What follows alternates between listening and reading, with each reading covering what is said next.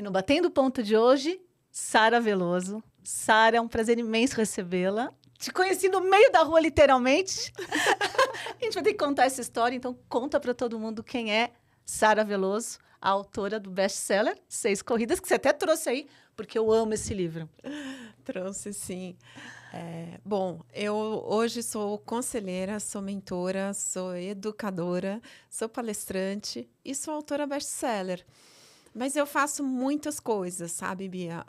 Eu consegui chegar num ponto da minha vida que eu costumo dizer que eu tenho uma carreira portfólio. Então, Conta o que é isso. quando você começa a não fazer uma única coisa todos os dias, mas você começa a trabalhar por propósito naquilo que mais te agrada e, claro, também te dá retorno financeiro. Então, essa é a minha carreira portfólio. Eu sou chamada para jobs e eu avalio o quanto esse job está alinhado ao meu propósito e o quanto ele está ou não alinhado financeiramente para mim. Então, por isso que eu faço muitas coisas. As pessoas falam, nossa, você faz tanta coisa. Eu distribuo o meu dia dentro desses jobs em geral.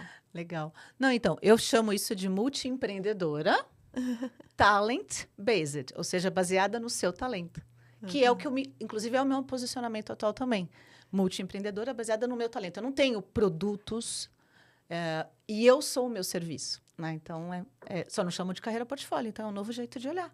Mas conta antes, para todos eles saberem, como é que você chegou aí, porque é interessante.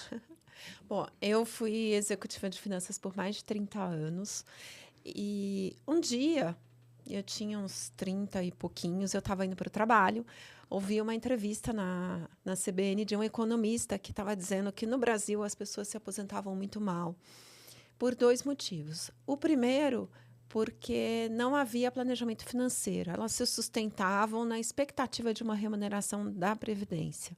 E o segundo, porque elas não pensavam no que elas fariam pós-aposentadoria. E eu estou falando de uma época que a gente não tinha uma expectativa de vida de 100 anos. Imagina hoje que a gente tem uma expectativa de vida de 100 anos. Naquele dia eu cheguei no trabalho e eu fiz uma conta, que se eu vivesse até os 80 anos, foi minha conta naquela época. Hoje eu já faço essa conta para 95. Eu faço para 98. Quanto que eu precisaria acumular de dinheiro? Uhum. E o outro trabalho que eu fiz foi listar daquilo que eu fazia o que mais me dava prazer. Então, seria onde eu estaria focando a minha atividade quando eu parasse de trabalhar. Será? Não pararemos. Nos conhecemos, não pararemos. E aí, eu construí esse momento da minha vida, que seria o momento que eu pararia, né? Porque eu ia atingir o ponto financeiro que eu tinha planejado e que eu estaria fazendo exatamente aquilo que eu gostaria. Na época, para mim, era uma questão de troca de conhecimento. Eu estava sempre muito feliz quando eu estava doando aquilo que eu sabia, trocando experiências, porque quando você ensina, você aprende. Né? E essa troca de dar é muito gratificante, porque você acaba recebendo em dobro. Né? E por isso essa carreira se tornou uma carreira portfólio, porque naquela época eu enxergava apenas uma forma de dar. E hoje eu tenho várias formas de oferecer meu conhecimento, de distribuir e de me conectar com pessoas. E através de cada uma dessas formas, eu me realizo. Muito bom. Mas tem mais uma coisa para você contar. Como é que surgiu 6 Corridas? Essa é a história que eu conheci a Sara depois que eu fui descobrir que você era CFO, depois que eu fui descobrir que você era da WCFO e assim por diante. Eu descobri como a gente se conheceu literalmente na rua, então, correndo, só para todo mundo entender. A gente não conheceu no meio da rua, não. Quer dizer, foi no meio da Marginal. No meio da Marginal, né? No meio da Marginal, correndo, ambas dividiram. Né, nós duas estávamos suportando uma pessoa no Pernas de Aluguel, né, a mesma pessoa, e nós corremos juntas muitos quilômetros. E aí que eu conheci sua história e os 6 Corridas que ainda você ia publicar. Eu ainda ia publicar. Aos 40, eu decidi que eu ia viver os melhores 50% da minha vida. Porque eu ainda achava que eu ainda estava na conta dos 80. Né? Só para vocês saberem, eu sou recém 57 anos. Muito bom, muito então, bom. eu achei que eu ia viver só até os 80 e hoje eu tenho certeza que eu vou muito além. E aí eu decidi que eu ia viver os melhores 50% da minha vida. Me separei. E um dia meu irmão me convidou para ir à USP num sábado para conhecer esses grupos de corrida. Ele falou: vamos lá, é legal. E eu fui e fiquei. Eu não corria, eu era sedentária, fumei por 17 anos, tinha parado de fumar há 7 anos e comecei a fazer uns trotinhos, umas caminhadas, encontrei uma tribo legal de amigos que se engajavam todos os finais de semana para a corrida. Então, as minhas baladas mudaram de horário, não eram mais no final do dia, começaram a ser no começo do dia. E ali a gente programava corridas, a gente programava viagens, tudo em torno do esporte. E isso me deu um aprendizado enorme, que no final se tornou 6 corridas, porque eu fui a 38ª brasileira a conquistar a medalha da Six Majors, que é uma medalha quando você completa as 6 principais maratonas do mundo, que são Boston, Nova York, Chicago, Berlim, Londres e Tóquio. Muito bom, muito bom. Ai, eu adoro esse livro, recomendo você a comprar. Mas vamos lá, agora a gente vai entrar no Batendo Ponto, porque o Batendo Ponto tem aqui um roteiro padrão que a gente segue com todo mundo, pois desta forma os nossos... quem está nos ouvindo, quem está nos assistindo, vai olhando para várias pessoas, né, e se inspirando da mesma, digamos assim, com o mesmo prisma, porque a gente fala de fracasso, a gente fala de dicas, a gente fala de livro, fala de um monte de coisa. Então, para começar, como um fracasso ou aparente fracasso, na verdade, te preparou para um sucesso futuro? 100%. Primeiro, porque eu sempre fui uma pessoa de opinião. E quem tem opinião é criticado. Mas também quem tem opinião é uma pessoa requisitada, porque ninguém quer um líder que não decide, né? E quando você arrisca a tomar uma posição, você erra e acerta. E o mais importante é você não temer os seus erros e estar preparada para corrigir muito rápido. E, às vezes, um grande erro se transforma num acerto muito melhor lá na frente. Então, como eu sempre tomei decisões, eu errei muito.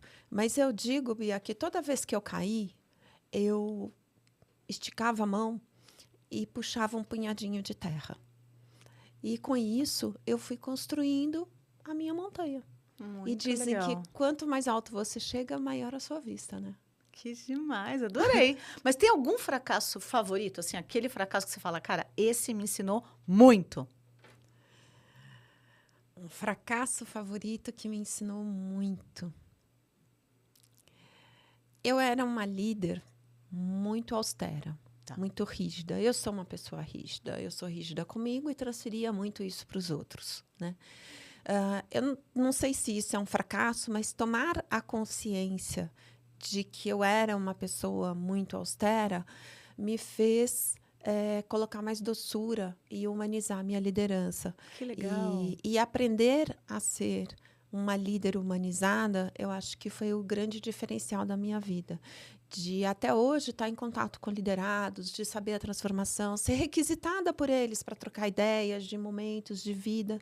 Que legal. Acioná-los. Olha, o que você está fazendo? Você está precisando da minha ajuda? Né? Como está seu momento? Às vezes, por nada. Nem sei se eu posso ajudar. Né? Mas o fato de falar. Então, sair desta pessoa rígida para ser uma pessoa mais humana, mais resiliente, mais empática, foi a grande transformação. E eu vou até olhar para a câmera, porque quando a gente toma consciência de que éramos, né? Ou somos ainda, né? E a pessoa está em transformação, um líder ruim, ou seja, um gestor e não um líder.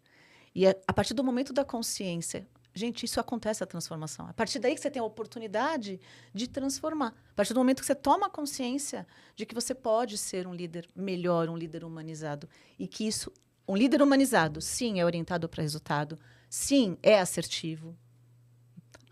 Entrega e muito. Muito. Né? Só que de um jeito muito legal, de um jeito saudável, de um jeito sustentável. Você não destrói o time para entregar o hoje. Você constrói um time para entregar hoje e sempre. E assim, não necessariamente eu era uma líder ruim, Eu era uma pessoa austera, Não. né? Mas assim, eu digo, você era uma você era mais uma gestora. A gente pode melhorar sempre. Você era, talvez você inspirasse menos, você entregava resultado. Sim. Você ensinava provavelmente muito, né? Sem dúvida. A questão é você se tornar alguém a ser inspiradora, alguém que eles possam confiar, alguém aberto de forma inteira, né? E não só a parte do resultado, mas a parte humana, entendeu? Acho que nesse sentido que eu gosto de diferenciar o gestor do líder, né? Então, talvez fosse mais... Você se tornou muito melhor. Muito melhor, E nossa. isso tem tudo a ver com a sua história e o que você é hoje. E a empatia e de ser uma pessoa... Eu sempre fui uma pessoa muito generosa, mas a minha generosidade, ela ficava ofuscada em cima da minha rigidez. É verdade. E ela é muito generosa mesmo. Bem, agora vamos lá. Nos últimos 5 anos, que nova crença, comportamento ou hábito melhorou mais a sua vida? 5 anos. Eu sei que você tem hábitos que você foi mudando aí ao longo da vida, mas e nos últimos 5 anos? Olha, cada vez mais eu aprendo na minha vida que a gente precisa se priorizar, né? Você precisa ter horário na sua agenda, Bia, que é seu, né? Que é o teu horário de autocuidado. Seja para o esporte, seja para a saúde, seja para a saúde mental. Porque quando a gente não tem autocuidado, você não está inteira para dar para o outro. Verdade. E eu acho que até principalmente depois de ter vivenciado o câncer, isso para mim ficou muito claro, muito mais claro. Você precisa parar, cuidar de você, porque se você não está inteiro, você não pode cuidar do outro. E o seu câncer foi em que momento da sua vida? Bom, você já tinha começado a correr? Já tinha começado a correr. O meu câncer, eu fui diagnosticada em janeiro de 22. Tá, verdade. Né? E aí eu tive o primeiro câncer, depois da cirurgia eu fui diagnosticada com o segundo câncer, que eu tive que voltar para uma nova cirurgia nesse mesmo momento. E o ano passado eu tive uma recidiva que eu tratei agora em 2024, com radioterapia, e foi bem pesado de novo, né? E dar essas pausas e falar, agora é a hora de cuidar da Sara, foi muito importante para mim. Porque a Sara executiva, o que ela faria? Ela pegaria o último mês de abril, iria agendar a radioterapia dela todos os dias às 7 horas da manhã, ia fazer a radioterapia e ia trabalhar como se nada tivesse acontecendo. Né? E isso é muito pesado para a gente. A gente dá conta, mas os outros, a que custo? E os outros também sentem, porque você não é uma pessoa, você não é a mesma pessoa. Você não está inteira. Você está sofrendo. Está sofrendo. Né? E você pode até estar com tentando aparentar que está tudo bem, mas não está. Mas não está. E esse ano, quando me falaram assim, olha, você vai ter que passar por um processo de radioterapia. Eu fui lá, eu zerei todas as minhas manhãs e falei, as minhas manhãs são da Sara. Eu vou cuidar da Sara. E à tarde eu tinha um tempo para doar para os outros. Mas aí eu já estava inteira, eu já tinha me abraçado, já tinha me acolhido, já tinha sido generosa comigo mesma. Gente, ela acabou de organizar um livro que faço parte do livro. E foi muito lindo o seu trabalho, porque em pouquíssimo tempo, com tanta generosidade, tanto amor, você ajudou a todos que precisavam, né, ali de ajuda para em pouco tempo colocar colocar no papel as suas ferramentas, a sua prática de mentoria no Nós por Elas. E você conseguiu brilhantemente. Né? Obrigada, imagina. Parabéns. Muito inspiradora, Sara, viu? Por isso que ela está aqui. Agora, vamos lá.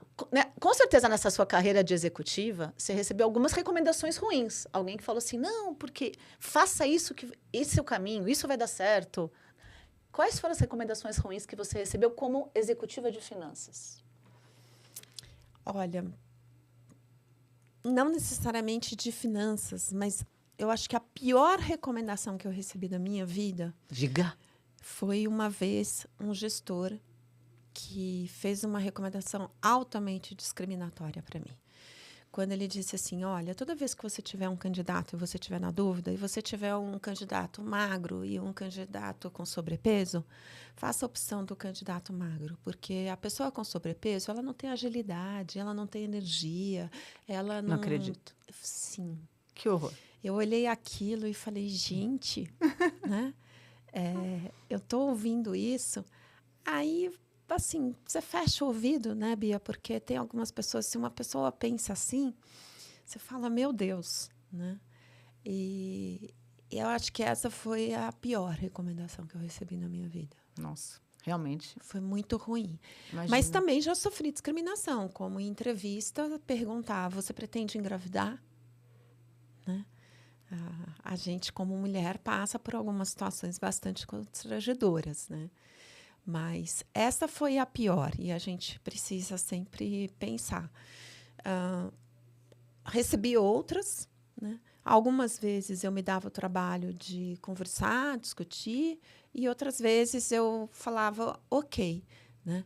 Eu, ultimamente, apesar de estar muito engajada em movimentos femininos, em grupo de mulheres, eu falo que eu estou meio cansada de andar em bando, porque o bando, ele te protege, né? E, às vezes, ele também ele gera uma certa... ele oprime o outro. Né? Então, eu tenho adotado um comportamento que é um comportamento de eu quero ser a mais água. A água, ela tem a característica de se infiltrar. Né? Então, eu tenho andado cada vez mais em ambientes que não estão abertos a uma série de diversidades. Né? Porque a gente fala na diversidade feminina, e isso foi uma coisa que começou a me incomodar, mas as mulheres vão envelhecer, e o etarismo é uma diversidade que ninguém trabalha. Né? E o etarismo é uma diversidade que vai afetar a qualquer grupo diverso que você estiver falando. Sim. Vai afetar as mulheres, vai afetar o grupo dos homossexuais em geral, né? Toda a sigla do LGBTQIA+, e eterno. Vai afetar a discriminação de raça, seja qualquer ela, os pretos, os amarelos, você tem o etarismo. Então, eu quero ser água, eu quero me infiltrar nesses grupos, eu quero dizer para essas pessoas o que eu penso e por que é importante aquilo que eu penso. E se eu puder transformar o pensamento de uma pessoa, eu não vou mais ouvir recomendações como escolha o magro, e não foi nem sobrepeso, né? Porque sobrepeso é um termo que eu, Sara, uso, né? A pessoa usou um termo agressivo, entre o magro e o gordo. Sim, né? sim. Então, é isso. Entendi. Recomendação bem ruim essa, mas que te alertou para os temas que hoje você tanto trabalha, né? Exatamente. Muito bom. Agora, aqui essa pergunta acho que é fácil para você. Quando você se sente sobrecarregado, sem energia, o que você faz?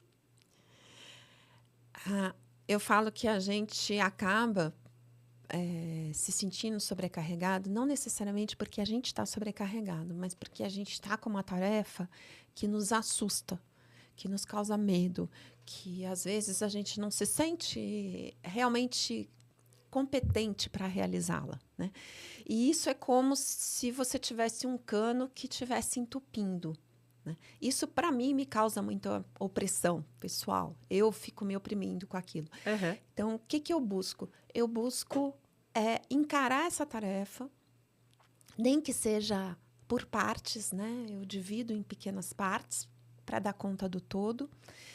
E eu sempre falo assim, né? Como é gratificante. Ontem eu vivi isso entregando um trabalho do mestrado. Né? Como é gratificante quando você tira um problemão que está na sua frente, desobstrui, e aí você fica livre para o resto. Porque, às vezes, você até está com tempo livre, mas você não consegue encarar aquela tarefa que é a tarefa que está te oprimindo. Agora, se é sobrecarga de tarefas, eu separo o urgente do importante, né, para poder tratar entre urgências e importâncias. Né? Eu separo as minhas urgências das urgências do outro, porque aquilo que é urgente para o outro talvez não necessariamente seja urgente para mim. Fato. Né? E aí a gente tem que escolher para que a gente vai falar não. Não é uma palavrinha mágica, gente. Importantíssima da gente falar. E a gente esquece. Esquece. Mas Não- tem que falar. Tem que falar. Né? Muito bom. Agora, essa aqui chegou. Acho que você estava lembrando dessa ordem, você sabia dessa pergunta, porque aqui, nos últimos 3 anos, o que você ficou craque em dizer não? Fiquei craque em dizer não. Fiquei Para mesmo. que você ficou craque? Para tudo que vai além da minha força. Né? O câncer me ensinou a ser generosa comigo. Eu preciso ser mais generosa comigo, porque em algum momento da minha liderança eu aprendi a ser generosa com o outro, mas eu não reverti isso para mim. Uhum. E aprender a ser generosa comigo é muito importante. Por exemplo, eu acordo todo dia às 5h30, 6 horas da manhã, porque eu faço atividade física antes de começar o meu dia. E aí eu tenho um dia, né, sobrecarregado com várias coisas. E muitas vezes o meu dia ele vai até 9 da noite, 10 da noite. Eu dou aula, eu dou mentorias, eu participo de eventos. E eu falava, gente, mas espera aí, eu não posso no meio da tarde dar uma parada e fazer algo para mim, do tipo, sei lá, assistir um episódio de uma série, tirar um cochilo revigorante de 30 minutos, uma leitura, uma atividade física, ou às vezes até passear no shopping ou ir ao supermercado, fazer aquela compra que a gente está precisando fazer. Então, eu aprendi hoje a organizar melhor o meu dia e entender que eu não tenho que começar a trabalhar e só terminar na hora que a agenda acaba. Não, eu preciso ser mais elástica na minha agenda, porque se o meu dia é elástico, os horários que são dedicados para pausas também precisam ser criativos e eles podem ser a qualquer momento. Muito bom. E aí, para isso, você vai dizer não para alguns compromissos, alguns pedidos. Alguns pedidos, porque eu não posso trabalhar 16 horas por dia. Afinal de contas, foi para isso que eu saí do mundo executivo. Exatamente. Não podemos. Qual conselho você daria para um jovem brilhante que está saindo agora da universidade e vai começar a encarar o nosso mundão corporativo? Domine seu ego. Nossa! Eu tenho visto tanto post no LinkedIn sobre isso. Domine seu Cesário Nakamura, a Suzy Claveri postaram sobre isso recentemente. E a gente é bom. Eu sou muito boa. Você é muito boa. Né? E você que está ouvindo esse episódio também é muito bom e muito boa. Mas espera que o outro diga. Né? Outro dia foi um profissional dar uma aula para a gente no mestrado e no final o apelido dele foi o cara que criou Deus. Né? Eu não quero ser reconhecida assim. Você quer ser reconhecido assim? Então, domina teu ego. Né? Aplique tudo aquilo que você é brilhante, que você é bom no seu dia a dia. Mas você não precisa ficar falando isso aos 4 ventos. Né? E tenha certeza de que você é realmente bom. Não saia achando que porque você foi um aluno brilhante, você vai ser um profissional brilhante. Boa, boa. Bom conselho. Anota aí. Agora me diz uma coisa. Qual compra de R$200 ou menos que você fez aí nos últimos 6 meses teve mais impacto positivo na sua vida? Com R$200 ou menos. R$200 ou menos. Eu assinei o ChatGPT. Sério? Sério. Eu tô pensando em bater o ponto com ele. O que você acha? Eu acho que você pode bater o ponto com ele. Você tá gostando? Eu aprendi nesse último ano a interagir com a inteligência artificial. Né? E não para a inteligência artificial realizar as tarefas para mim, mas o quanto ela pode me ajudar em uma tarefa. Então, por exemplo, eu vou escrever um artigo e eu estou pensando o tema do artigo. Ontem eu escrevi um artigo. Vai estar no blog aí da Ale Mello e ela deve estar postando por esses dias. E aí a gente divulga. Legal. Mas eu queria falar um pouco do câncer, que a gente tem que derramar o rosa do Outubro Rosa por todo o ano. Né? E os aprendizados do câncer e o que eu trouxe. Então, eu fui lá, peguei uma folha de papel em branco do Word, como eu sempre faço, e fico jogando as ideias e tal. E aí eu pego essas ideias que eu coloco, aí eu jogo para o ChatGPT e falo assim, ChatGPT, eu sou a Sara Veloso, eu vivi um câncer em 2022, fui convidada por uma amiga endócrino para escrever um artigo assim, assim, assado, e estou pensando em falar sobre essas ideias.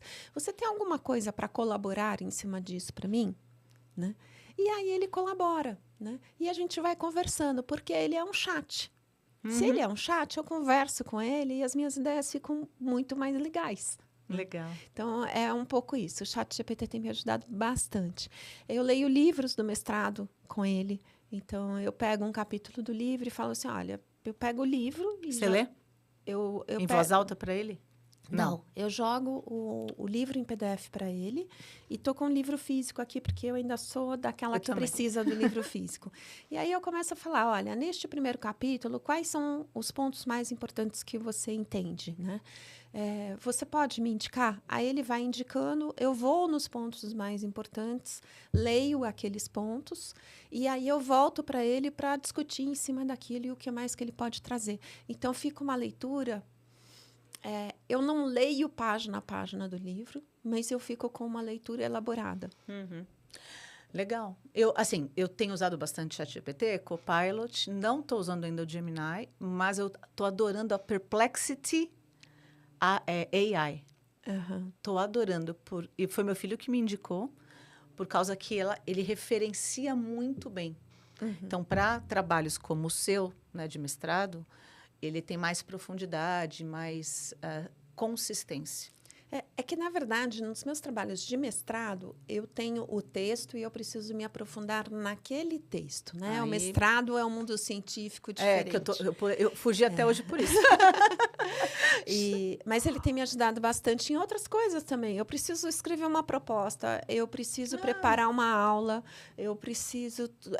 ele me ajuda em muitas coisas. Aquilo que, por exemplo, eu gastaria 2 dias, eu posso gastar meio período. Sim, reduz muito o tempo. Então, reduz o tempo e me ajuda, ele escala a minha mente e o meu pensamento, né? Eu fico maior com ele, através dele. É verdade. E você tem o hábito de presentear livros? Eu presenteio 6 corridas. Gente, eu já presenteei você. Sim, e agora você vai presentear uma amiga nossa. Vou presentear. Com esse daí, não é? Olha, Márcia, se você estiver vendo este episódio, esse livro é seu.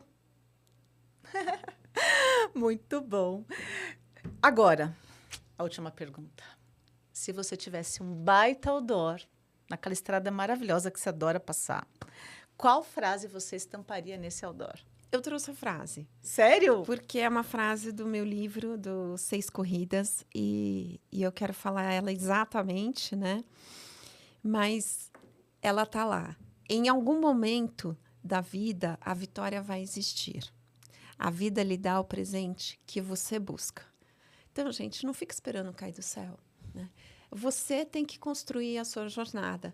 É a história que eu falo, que toda vez que eu caí, eu busquei um montinho de terra para ficar debaixo de mim e fui construindo a minha vitória. E se você quiser, você pode construir a sua. Arrasou! Obrigada por estar aqui conosco e bater o ponto. Obrigada. Você sabe que eu já bati ponto na minha vida, né? Sério? No relógio de ponto, daqueles que você punha o cartão. Por quanto tempo você bateu? O ponto.